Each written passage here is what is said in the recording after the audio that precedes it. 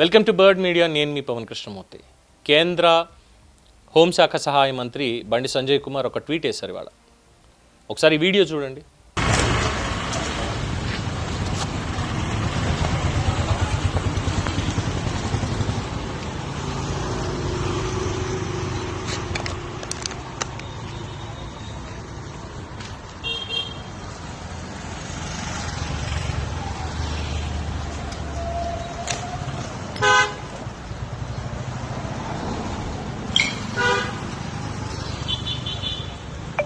చూసారుగా, దీని సారాంశం ఏంటంటే ఇది కరీంనగర్ డ్రైనేజ్ నుంచి బయటికి తీసిన చెత్త కుప్ప మాత్రమే కాదు, మన నిర్లక్ష్యానికి అద్దం పట్టే బాధాకరమైనటువంటి దృశ్యం.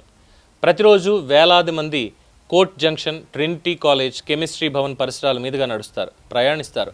ఆ మార్గంలో ఎక్కడో ఒక చోట తాగిన నీటి bottle, tea cup, snacks cover లేదా ప్లాస్టిక్ సంచి నిర్లక్ష్యంగా డ్రైనేజీలో పడేస్తారు. అవి అక్కడితో మాయమైపోవు. రోజులు, నెలలు, సంవత్సరాలు గడిచే కొద్దీ అవి పేరుకుపోతూ డ్రైనేజీ వ్యవస్థని పూర్తిగా మూసేస్తాయి. వర్షాకాలంలో నీరు నిలిచిపోవడానికి, పరిసరాలు కలుషితం అవ్వడానికి, ప్రజలకి ఇబ్బందులు కలగడానికి ఇదే ప్రధాన కారణం. ఈరోజు మనం చూస్తున్న ఈ భారీ చెత్త కుప్ప ఒక్క రోజులో ఏర్పడింది కాదు. దశాబ్దాలుగా పేరుకుపోయిన వ్యర్థాలని తొలగించేందుకు కరీంనగర్ మున్సిపల్ కార్పొరేషన్ భారీ స్థాయిలో పనులు చేపడుతోంది. ఇందుకోసం ప్రజలు పన్నుల రూపంలో వచ్చే నిధులు ఖర్చు అవుతున్నాయి. కానీ ఒక్కసారి ఆలోచించండి, ఈ చెత్తని ఎవరు వేశారు అని అడగడం కంటే దీనిలో నా వంతు ఎంత ఉంది అని మనల్ని మనం ప్రశ్నించుకోవాల్సినటువంటి సమయం ఇది. మన దేశ ప్రధానమంత్రి నరేంద్ర మోడీ గారు కూడా చేతిలో ఉన్న చిన్న కవర్ అయినా, ప్లాస్టిక్ బాటిల్ అయినా ఎక్కడ పడితే అక్కడ వేయకుండా డస్ట్బిన్ కనిపించే వరకు తన వద్దే ఉంచుకున్న సందర్భాలని మనం ఎన్నో చూసాం. దేశాన్ని నడిపే ప్రధానమంత్రి ఆ స్థాయి బాధ్యత చూపగలిగితే మన నగరాన్ని శుభ్రంగా ఉంచుకోవడానికి మనం ఎందుకు ముందుకు రావద్దు? కరీంనగర్ని శుభ్రంగా ఉంచడానికి కొత్త చట్టాలు అవసరం లేదు, కొత్త ఆదేశాలు కూడా అవసరం లేదు. కావాల్సిందల్లా ఒక్కటే, పౌర బాధ్యత. ఈ నగరం మనది, ఈ రోడ్లు మనవి, ఈ డ్రైనేజీలు మనవి, వీటి పరిశుభ్రత కూడా మన బాధ్యతే. ఇకపై తాగిన నీటి బాటిల్ అయినా, టీ కప్ అయినా, అది ఏ వ్యర్థమైనా రోడ్డుపై కానీ డ్రైనేజీలో కానీ వేయకుండా కొద్దిసేపు మన దగ్గరే ఉంచుకుందాం. డస్ట్బిన్ కనిపించినప్పుడు మాత్రమే అందులో వేద్దాం.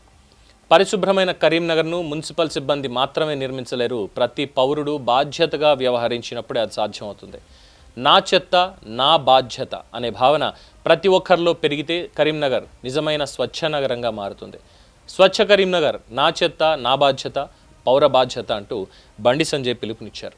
మేబీ ఇది కరీంనగర్లో ఆయన చూసినటువంటిది కావచ్చు. రాష్ట్రంలో అనేక చోట్ల ఇలాంటివి ఎన్నో చోట్ల జరుగుతున్నాయి. రాష్ట్రాలలో జరుగుతున్న, ఇంకా మాట్లాడితే దేశంలో జరుగుతోంది. సరే, విదేశీ వాళ్ళకి మన భాషలాగా అర్థమైనా కాకపోయినా పక్కన పెడితే దేశంలో ఉన్నటువంటి ప్రతి పౌరుడు కూడా నా చెత్త నా బాధ్యత అనుకొని ప్రభుత్వం మున్సిపాలిటీలను పెట్టింది, మున్సిపల్ వెహికల్స్ని పెట్టింది, డస్ట్బిన్స్ పెట్టింది. డస్ట్బిన్స్లో వేయండి. బయట దాహం వేసింది, మంచినీళ్ళు తాగాను, తాగి రోడ్డు మీద పడేశానంటే అది పడే మన గవర్నమెంట్ ఏం చెప్పలేదుగా మనకి. అది మన బాధ్యత, మన సివిక్ సెన్స్. ఈరోజు ఏమైపోతుంది? హైదరాబాద్లోనే మన వరదలు, ఈ మొత్తం అంతా నీట మునగడానికి దీనికి కారణం ఏంటంటే కొన్ని చోట్ల డ్రైనేజీలన్నీ కూడా ఈ ప్లాస్టిక్ తోటి వీటితోటి కూరుకుపోవడం, చెత్త అందులో వేస్తూ ఉండటం. అది ఎక్కడైనా కావచ్చు అది.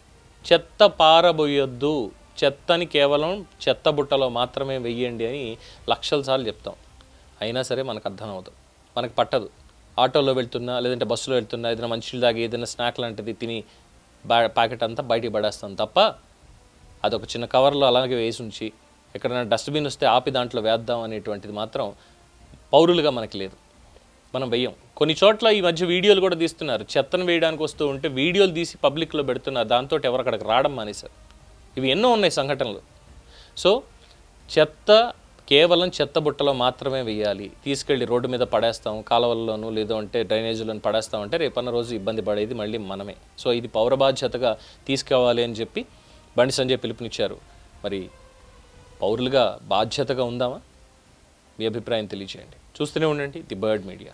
ఈ వీడియో మీకు నచ్చినట్లయితే లైక్ చేయండి, షేర్ చేయండి, సబ్స్క్రైబ్ చేయండి. మరిన్ని అప్డేట్ల కోసం మా వాట్సాప్ ఛానల్ను ఫాలో చేయండి.